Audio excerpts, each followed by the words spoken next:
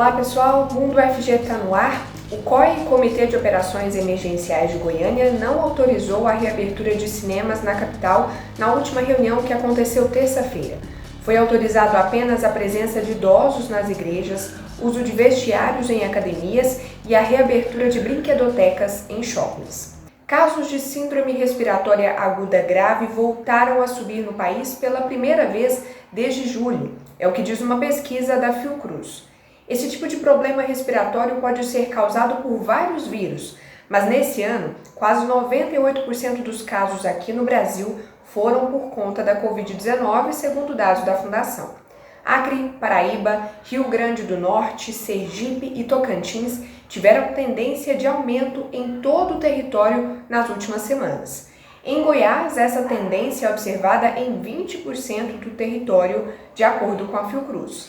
A capital, Goiânia, apresentou estabilização no número de casos da síndrome respiratória nas últimas semanas, mas antes os casos estavam diminuindo.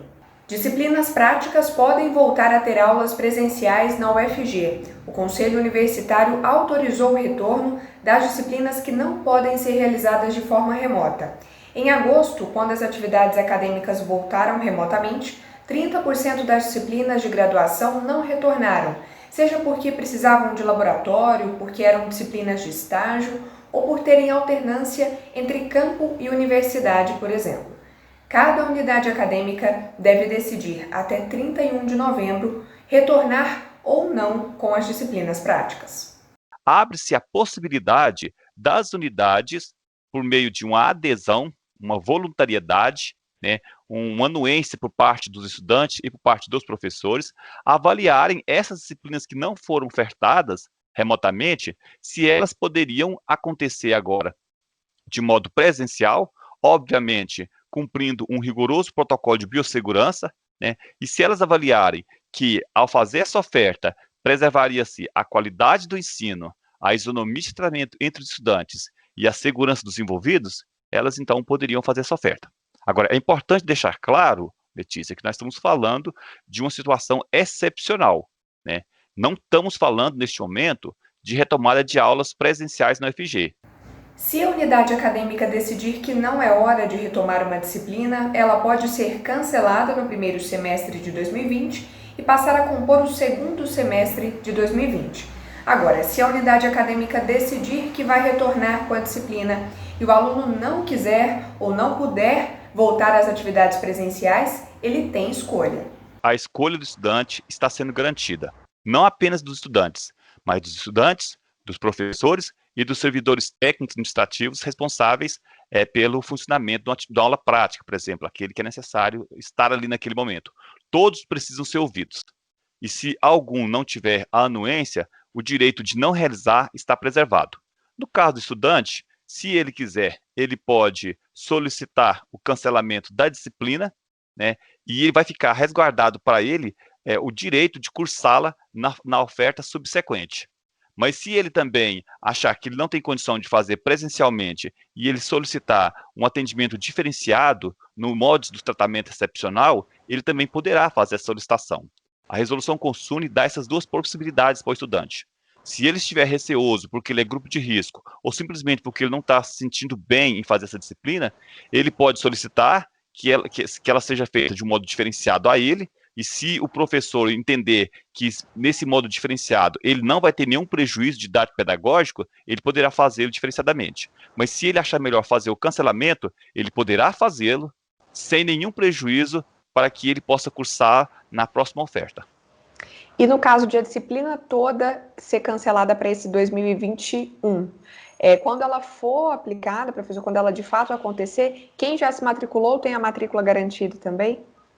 A resolução prevê isso. A resolução prevê que todos os alunos que estão matriculados numa disciplina e que, porventura, essa disciplina é avaliada que não é possível realizar agora, nesse cenário epidemiológico que nós estamos, ela vai ser cancelada e a matrícula desses estudantes fica garantida numa próxima oferta. Aí, quando a unidade avaliar que essa disciplina poderá acontecer, esses estudantes, então, terão sua matrícula garantida. Essa retomada não vai gerar aglomeração.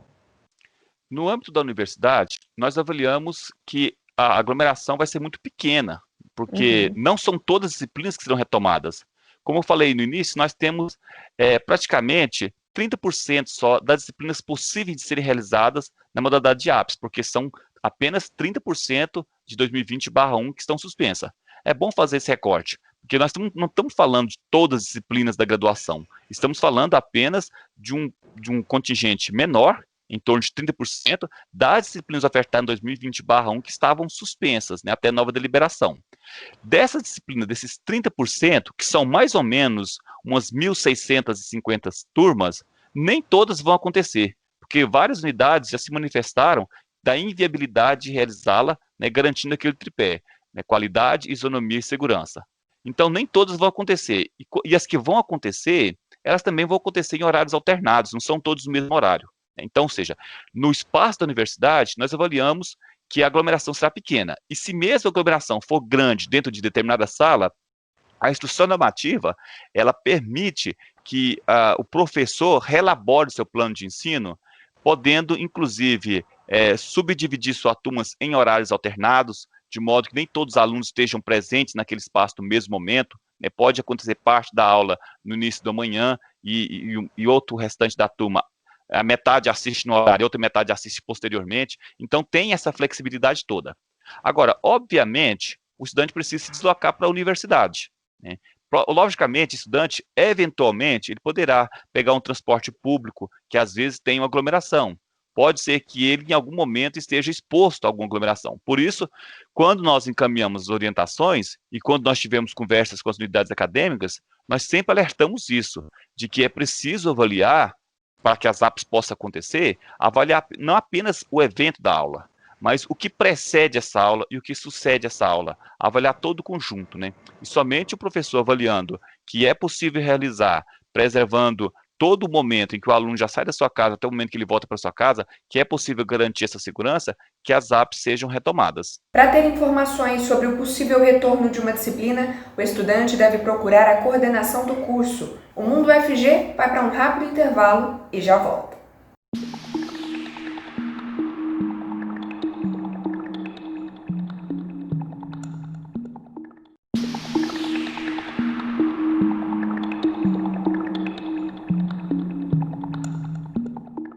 Vai até 5 da tarde de hoje, quinta-feira, a testagem gratuita para a Covid-19 dos moradores da região Campinas Centro, em Goiânia. O teste é para quem não tem sintomas. Os sintomáticos devem procurar uma unidade básica de saúde. A testagem está acontecendo na Matriz de Campinas, Praça Santo Afonso, quadra 15, lote 1. O teste é feito para pedestres e também para quem for de carro, na modalidade drive-thru. Até agora foram feitos mais de 240 mil testes pela Prefeitura na capital. Esse novo formato ele não precisa de agendamento no site da Prefeitura, ele está ocorrendo por demanda espontânea. O nosso objetivo é buscar aqueles trabalhadores da região em que eles não conseguiram testar nos seus bairros de residência. Como nós já contemplamos todos os distritos sanitários, todas as regiões de Goiânia, nosso objetivo agora é buscar locais com maior aglomeração de pessoas. Então iniciamos, toda semana nós nos reunimos com um grupo de especialistas em que a gente determina essa estratégia das testagens. Então foi decidido que seria melhor essa testagem onde se encontraria o maior número de pessoas em aglomerações, e percebemos que a região do Campinas Centro, na região de Campinas, é um local onde há muito comércio, uma região de comércio, e com muitos trabalhadores que muitas vezes não tiveram a oportunidade de testar nos seus bairros de residência. No dia 24 de novembro, o mundo registrou recorde de mortes diárias por Covid-19 desde o início da pandemia. Foram 12.785 óbitos. Nos últimos 23 dias, foram registradas 200 mil novas mortes. Os países com mais registros de óbitos são Estados Unidos, Brasil, Índia, México e Reino Unido. Para ser segura e eficaz, uma vacina precisa passar por diversos testes, que geralmente utilizam camundongos como cobaias. Mas um estudo recente da Universidade de São Paulo mostra que o peixe pode ser uma opção para os experimentos. O zebrafish, ou peixe paulistinha, foi utilizado em um teste e desenvolveu anticorpos contra o coronavírus. Especialistas dizem que o uso dele diminui custos, já que o peixe é pequeno, e facilita o processo, porque o animal apresenta respostas rápidas e próximas ao ser humano. Moradores de 57 municípios brasileiros voltam às urnas dia 29 de novembro. Em Goiás, somente Goiânia e Anápolis terão segundo turno, e as regras para evitar disseminação da Covid-19 continuam. Ele não pode esquecer de jeito nenhum de comparecer com máscara, vai ser proibido adentrar no local de votação sem a máscara. Como nós já falamos, ele pode levar a sua caneta se ele entender necessário, levar um documento de identificação com foto, orientamos que seja o e-título, que é uma identificação digital. Ele sabendo o local de votação, basta o documento com foto, ele consegue votar sem nenhum problema. No primeiro turno, 23% dos eleitores goianos não foram às urnas. Só em Goiânia tiveram 300 mil faltosos. Existem duas maneiras de justificar a ausência. Primeiro, no dia da votação, ele pode utilizar do e-título, mas no dia da votação, deixando bem claro, ele só consegue justificar se ele estiver fora do seu domicílio eleitoral.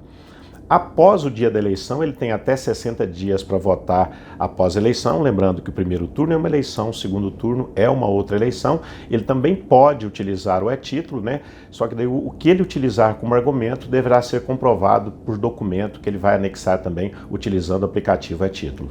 O INEP anunciou que candidatos que estiverem com Covid-19 podem remarcar a prova do Enem. É necessário anexar o laudo médico confirmando o diagnóstico na página do participante no site do INEP. Se a solicitação for aprovada, o candidato fará as provas nos dias 23 e 24 de fevereiro.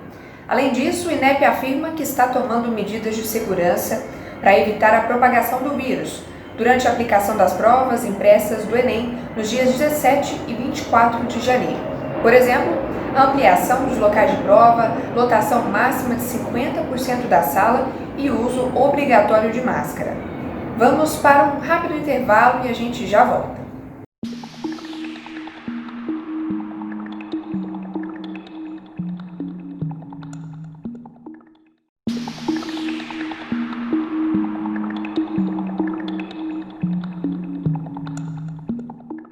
Um estudo do professor Rafael Guarato, da UFG, foi publicado na revista científica Dance Research. A pesquisa é sobre arquivos de dança no Brasil. Pela primeira vez, um brasileiro publica nessa revista, que é uma das principais da área. E quando nós olhamos para os arquivos do Brasil, nós percebemos que temos muitas peculiaridades em relação ao debate internacional que é realizado em países como países europeus ou os Estados Unidos. A realidade de arquivamento e de política de arquivamento em dança é muito diferente e distante do Brasil quando comparado com esses países.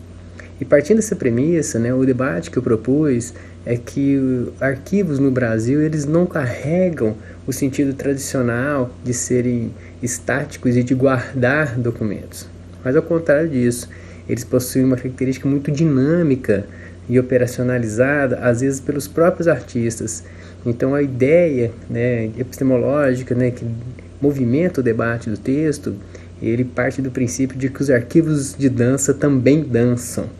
Antes de se tornar a história, existe uma história elaborada pelos próprios arquivos. E esse debate foi achado pelos editores do dossiê Dance Archive da Dance Research, muito interessante, e eles propuseram que o texto fosse dividido em duas partes. A primeira parte ela acaba de ser publicada, chamada Dance Archives in Brazil, a Brief Introduction, onde eu faço uma breve introdução relatando os arquivos de dança existentes no Brasil e essa especificidade de arquivos, esses arquivos ambulantes que temos, que são as próprias pessoas e seus arquivos particulares. E no futuro sairá uma segunda edição, que é onde vem o debate epistemológico sobre dança e arquivo no Brasil.